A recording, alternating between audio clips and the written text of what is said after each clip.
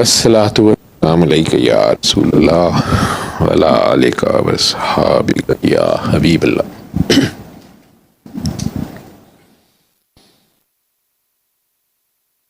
Patient की कौन बात कर रहा है? बात करनी कोई ठीक है।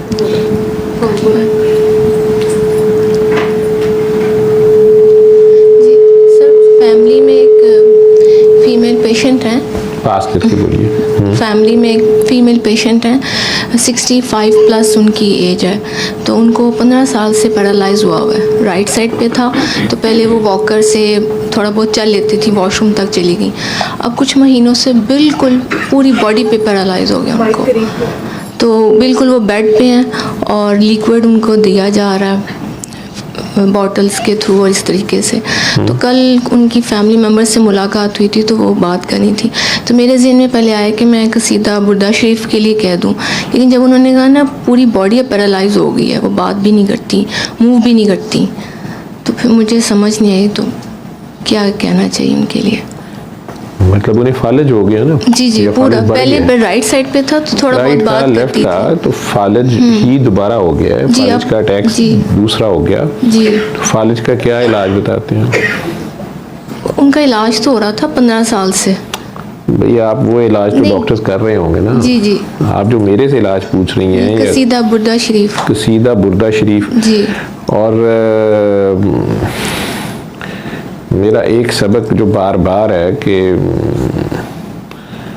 किसको क्या बताना है या क्या दुआ करानी है, क्या करना है, उसका क्या फार्मूला है या क्या तरीका है, या क्या मैंने बार बार बताया।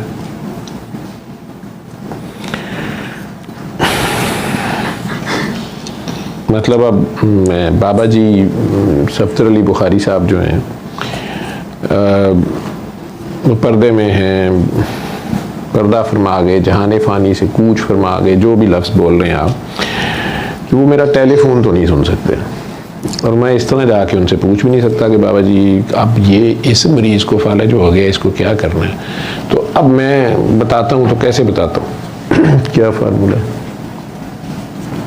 अकॉर्डिंगली कि जैसी उनकी कंडीशन होती है, जैसे नहीं बिल्कुल नया भी मसला हो सकता है, कोई भी मसला है उसमें अगर डॉक्टर जावेद हैं या आप डॉक्टर साहब हैं तो आपको कोई भी मरीज़ मिलता है, अपने दुआ बताना चाह रहे हैं जी, तो उनका कोई भी मसला है चले, तो आप कैसे फैसला करती हैं कि इसको क्या बताना है? सबसे पहले तो दिन में यही आता है कि सूरह रहमान बताई जाए, फिर ये आता है कि दुआ करवा दूँ। आपके लफ्ज़ हैं कि दिल में आता है कि मैं सूरह रहमान का बताऊँ और दुआ करूँ। जी जी। अभी आपने कहा कि उनको जब फालिज हुआ तो मेरे दिल में आया कि मैंने कसीदा बुर्दा शरीफ सुनाऊं। जी जी। ठीक है जी। ये दिल की जो पहली कॉल है जी, इसको सुनना है, ना कि मेरे पीछे फिरना है जी। ये मैं ट्रेन कर करके 20 साल में कई लफ्ज़ों से कहने की कोशिश करता रहा लेकिन नहीं कामयाब हुआ। बहुत थोड़े लोग हैं जो इसके ऊपर चले, तो आप लोगों को मतलब मुझे नहीं समझ कैसे समझाऊं, और मैं उसको हमेशा अपने ही गिरेबान पकड़ता हूँ और आज भी पकड़ूंगा। मेरी ही शायद कोई गलती है कि मैंने अपने आप को इतना महान बना के पेश किया कि आप लोग वो इंडिपेंडेंट काम नहीं कर रहे उस तरह से मखलूक़ खुदा के लिए, खिदमत के लिए, अल्लाह की खातिर, कि वो आप बीच में फिर कभी मेरे पीछे कभी किसी के पीछे, या अभी पिछले दिनों ये ग्रुप्स भी कुछ यूट्यूब पे उस पर बने हुए थे, व्हाट्सएप पे, कुछ फेसबुक पे भी, उसमें बहुत ज़्यादा कन्फ्यूजन हुई। मैं एक महीना जब ऑफ रहा हूँ और मैसेजेस भी नहीं सुन रहा था, फ़ोन भी नहीं सुन रहा था, तो कुछ लोग तो काम पे रहे और वो काम उस तरह ही अपने मिशन वो करते रहे, और वो उससे मैं अब उसको क्या आपको बताऊँ कि ये कोई इतनी मुश्किल रॉकेट साइंस है नहीं, एक सादा सी बात थी, लेकिन उन ग्रुप्स में मैं ये हैरान हुआ कि जो लोग खुद मेरे साथ 15 साल से अटैच हैं, या कोई इंडिया में बैठा है, कोई दुनिया में कहीं बैठा हुआ है, वो भी मुख्तलिफ दुआ ग्रुपों में पहुंचे हुए हैं और वहाँ मिल के फिर वो कंफ्यूज हो रहे हैं, एक दूसरे से केस डिस्कस हो रहे हैं।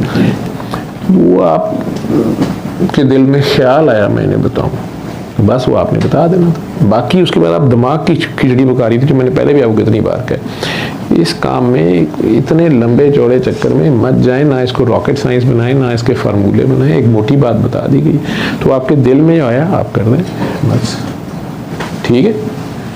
बाकी वो आपके मसले हैं कि जी वो मेरे फलां रिश्तेदार हैं, वो माइंड करेंगे, मेरी कोई सुनेगा नहीं, या वो मुझे मजाक उड़ाएंगे कि जी पीर बन गई है, ये तो सुनना पड़ता है। लेकिन आपके दिल में किसी का दर्द जागा, या आपके दिल में ये ख्याल आया कि ये तकलीफ़ में है, इनकी तकलीफ़ रफ़ा हो जाए, मैं ये तरीक़ाकार उन्हें बता दूँ, आप उन्हें बता दें, फिर वो करें ना करें।